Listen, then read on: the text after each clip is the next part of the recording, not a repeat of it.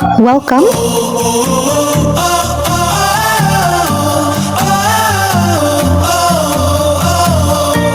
For the place location, it's called Barangay Malabo, Valencia, Negros Oriental, Philippines. Okay, let's go.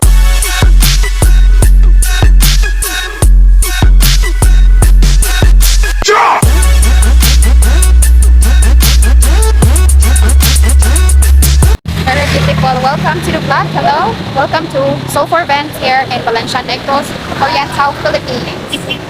The big healthy mama. The other one, the big healthy baby. Calves. Calves or cups. These are the cups you can see here in Philippines. Big ones. Wow. Usually eat grasses wherever they go. And this is what it looks like for the baby cow. For the calf, I mean. And that's the mama out there. Right, very nice guys. They're so very healthy. Chicken. Chicken? Do you like chicken? That's Why you like chicken? And I actually done buying Why you like chicken? chicken, just speaking. Crispy chicken. Oh, yummy. Ooh. Tastes good?